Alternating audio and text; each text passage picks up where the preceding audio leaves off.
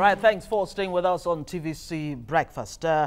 Well, they were in school that night studying, but they were abducted by Boko Haram terrorists. One by one, they returned.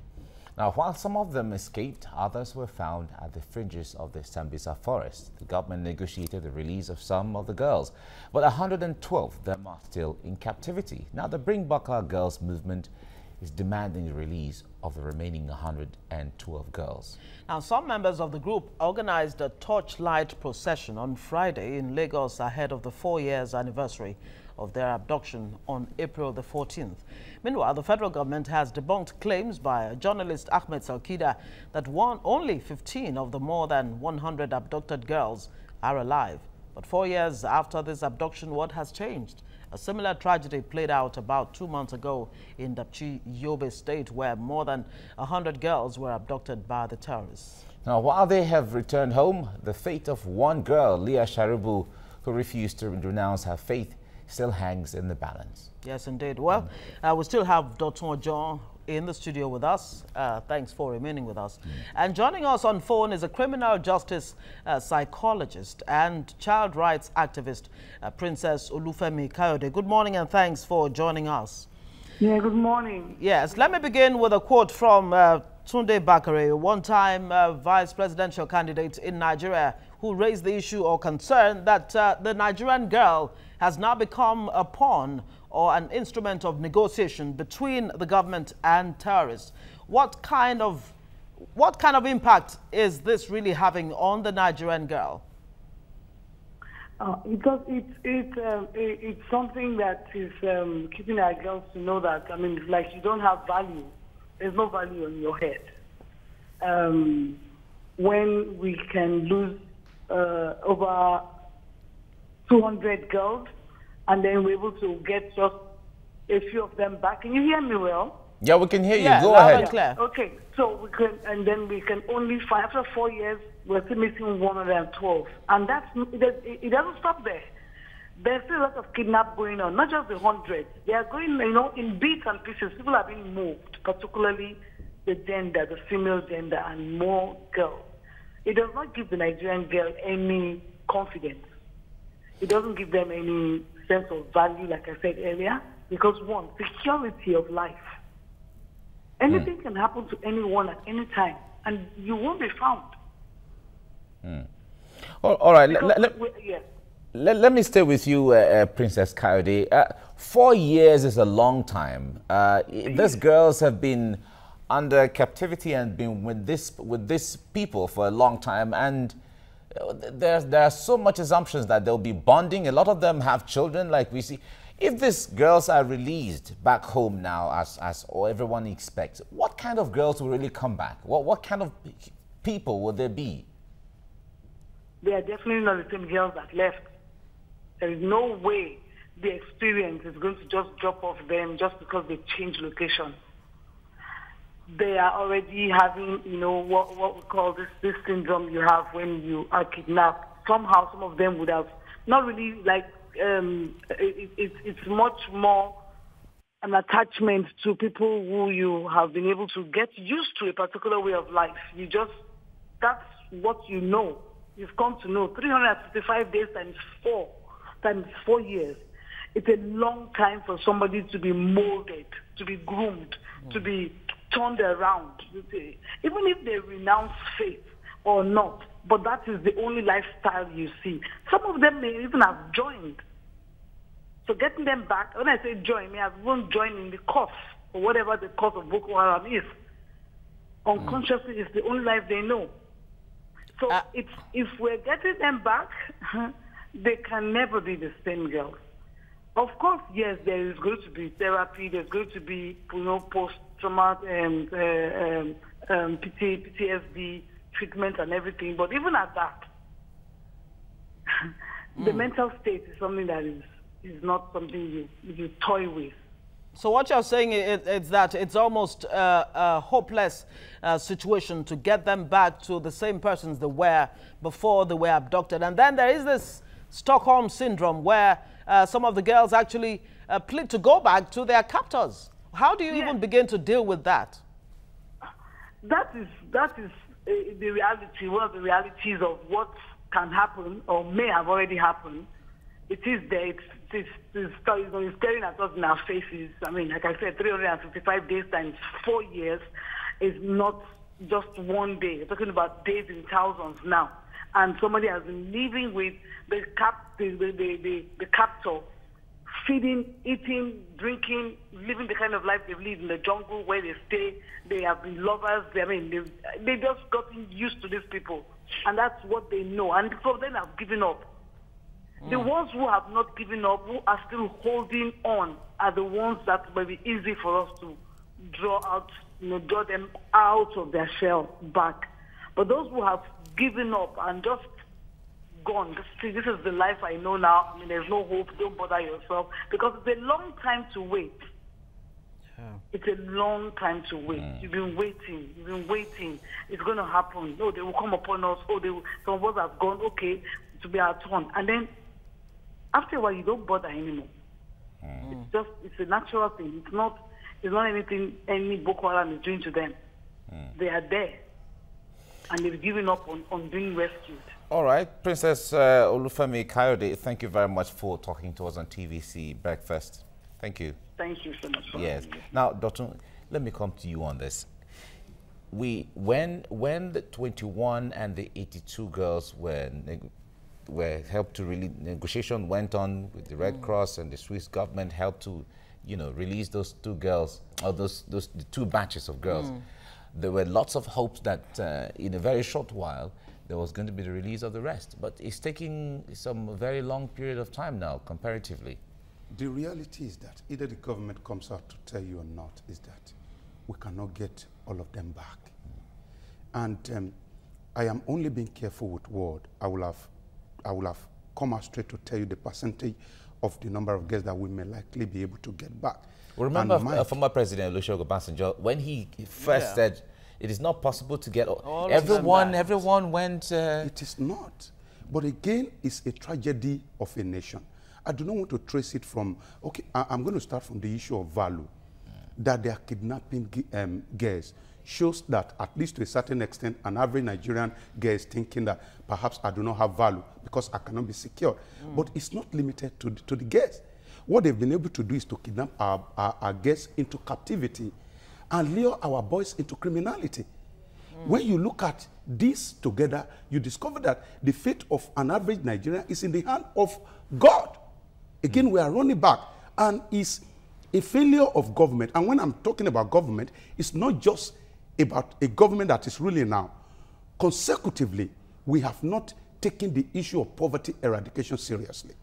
Consecutively, we have not taken the issue of religion seriously. Unfortunately, with the emphasis we lay on religion, the kind of religion that we practice in Nigeria now is taking us to the level of ungodliness, because it's destroying the value of the society without knowing. Let me cite an example. If a man breaks the law, this happens like every day in Lagos. If a man breaks the law, perhaps takes the BRT lane and attempts to come into your front, what you will do is to slow down and allow him to pass. If I ask you a question, you say, oh no, it's forgiveness. But what that has been able to do is to destroy the value of that person. Tomorrow is going to do it again. And even worse. And even worse, in the name of forgiveness. This is what has also affected the psyche of people that started this Boko Haram ideology in the first place. Drawing from that example that you've just given, let me just throw this in. The fact that Chibok girls happened at all. Yes, it's never happened before. There was no need. We didn't think there was a need to provide extra security for the girls' schools. And then Dapchi happened. And then you have a government that continues to pat itself on the back and says, look, we have been able to respond far, far, far better than the previous government did to the Chibok issue. Should Dapchi have even happened at all? And when we keep crying, bring back our girls, we're not just talking about the Chibok girls or the Dapchi girls. The Nigerian girl, something really fundamental has happened to her. Yeah. You know, I painted the picture of the back door the other day, and it shows lack of strategy. It's no strength. Our military, as a whole, the personnel, they are working hard. They are trying. But again, where is the place of strategy? Now you are complaining about the psyche or the mindset of the Nigerian girl. I am complaining about the psyche of the Nigerian military. Because in the first place, before you get military to fight for a cause, you must get them to believe in the nation in the first place. To start with. Do they have such belief? So we have a fundamental problem that is not even limited to the kidnap of the girls. But to celebrate the 4th anniversary, there's the need for us to continue to re-emphasize that, number one, we cannot get all of them back. We may get only a slim percentage back. But again, the emphasis should go beyond whether we'll get them back or not. The emphasis should be, if this thing happens again in Nigeria, it's going to show the ineptitude of government further. And my fear is that with the number of military we have, with the strategy we are putting in place, I am afraid. When we talk about security, I am afraid that things like this may still happen again. All right, we have Habibat Balogun, a member of the Bring Back Our Girls group, joining us right now on phone. Habibat, good morning. It's good to have you join us right now. The Bring Back Our Girls group was able to keep hope alive over the years. It's been 4 years now that these girls have been kidnapped from Chibok. And when the Red Cross and the Swiss government helped to negotiate to release some of the girls, hopes were really alive. But right now, 4 years on and still counting, how much hope is still out there for the remaining girls to come home? There's a tremendous amount of hope. In fact, there's more hope now than maybe 6 months ago. And when that happened, many Nigerians and Bring Back Our Girls and even the Chibok parents were afraid that the government would then now say that, okay, we didn't respond well to Chibok, but we responded well to Dapchi, so please, that's enough, you know, down your tools. But I think people understood, especially when Leah Sharibu was held back, they understood the pain of a parent, and they understood the pain of a single child being held in terrorism. So more hopes have been raised now. I hear more and more people talking about the Chibok girls. I hear more and more people talking about safe schools. Finally, the message seems to have filtered to the general public about what this whole Bring Back Our Girls campaign is about. It's not, as you said, it's not just about the Chibok girls. It's about security in our country, safe schools, quality education, value for a single life, and government doing its job of protecting its citizens and protecting its territory. Do you get a sense that the government too has come to understand the need to secure the Nigerian girl? You say that the message is out there. Nigerians seem to understand this whole concept of Bring Back Our Girls. Now, first off, are you privy to the situation of the Chibok girls that have been returned? Are you able to tell us what their condition is right now, especially when we've had to discuss the issue of Stockholm Syndrome and, you know, some of them who may never be the same again, according to our earlier guest who spoke with us, Princess Olufemi Kayode? Well, yes. I mean, we are aware of we're in touch with the Chibok girls. We're in touch with their parents, the ones who escaped and who are, some of them are in America, the ones who are released and are now in University of Yola, American University in Yola. They are doing much, much better. But, of course, they can never be the same. They have physical reminders. Some of them have shrapnel, still have shrapnel, metal in their bodies. Some of them have limbs that are not functioning the way they should. Some of them have trouble sleeping. 4 years in captivity, I mean, for many of them, it was 3 years. You know, in captivity is a long time. And they've been through a lot. They've seen things they should not, no child, no human being should have seen. So they can never be the same. But they're doing so much better, and they're working towards their future. They're planning to be nurses, doctors, lawyers. You know, they are forging new relationships. They are hopeful for their future, which they were hopeless before.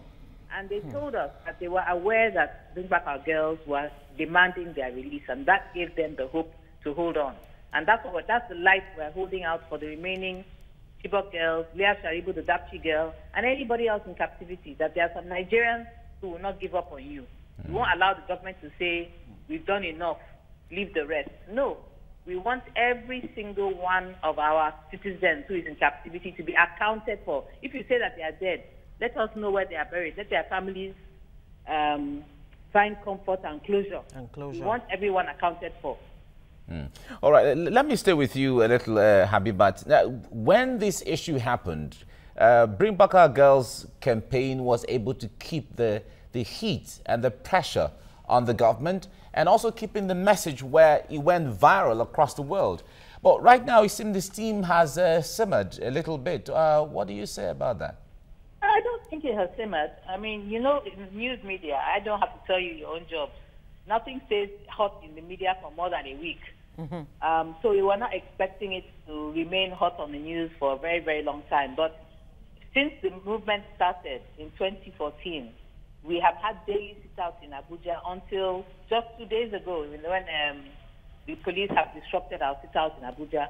And we've had weekly sit-outs in Lagos. We've had sit-outs in Washington, D.C., New York. In fact, this past weekend, in mosques, in synagogues, in cathedrals all around the world, people were saying prayers, a special prayer for the Chibok girls. So they haven't simmered. It's still very, very much on the front burner for us. But we understand that the media will pick it up periodically and not consistently.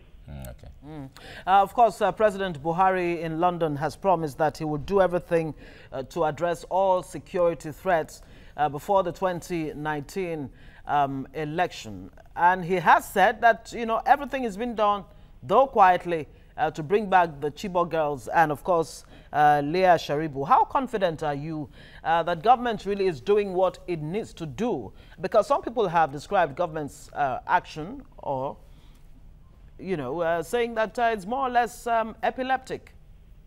Oh, I think both statements are true.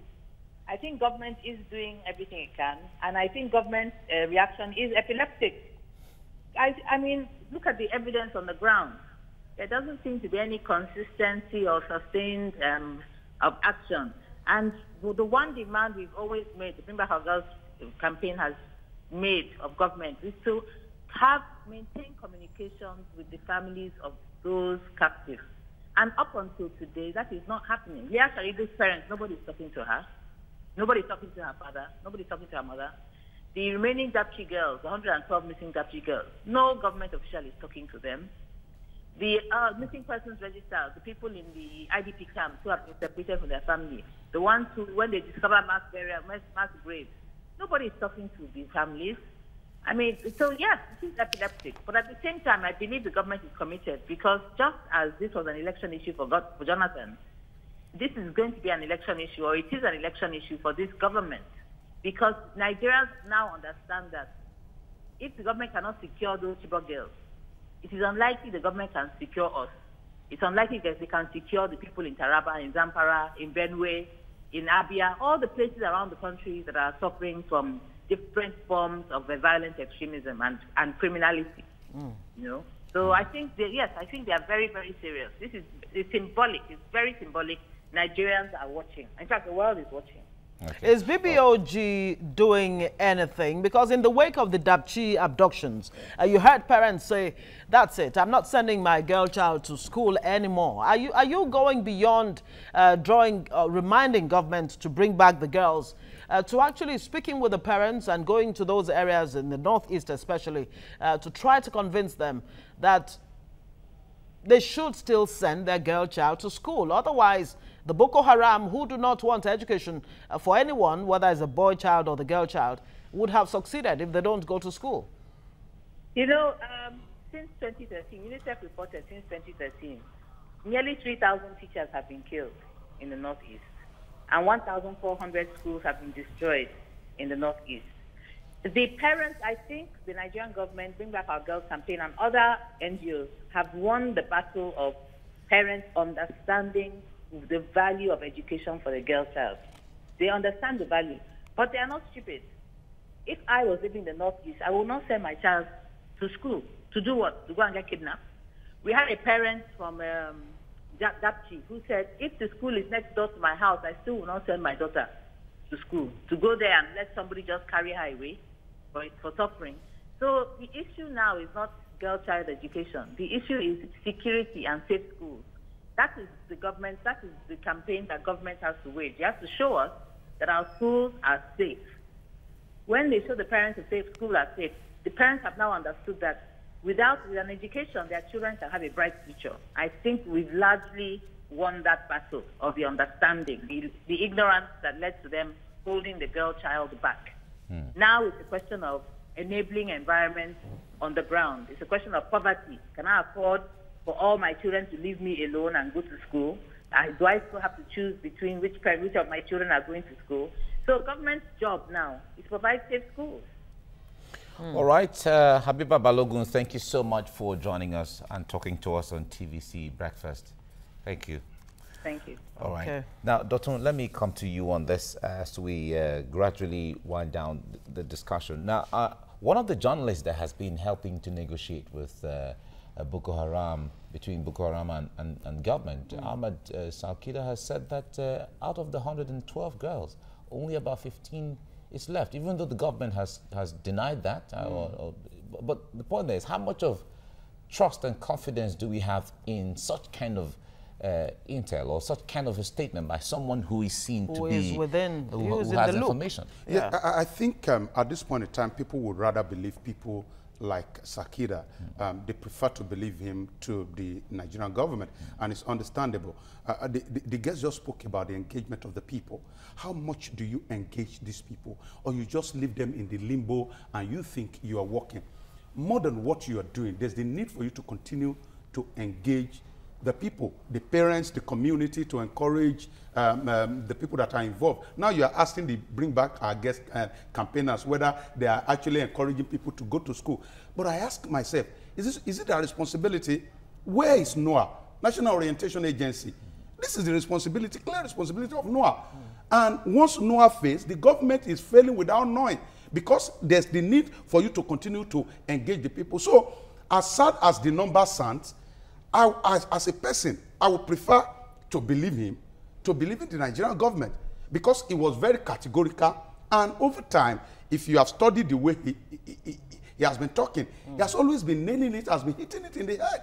It may sound bad, the but loud silence that has followed the last release of the Chibok girls, we really haven't heard anything about any kind of movement, you know, showing that there is still one or two girls. Yeah, that's something. It seems to lend credence to his claims. If the people in Borno, for example, I know it's impossible, but if they hold a meeting, I'm just trying to create a scenario.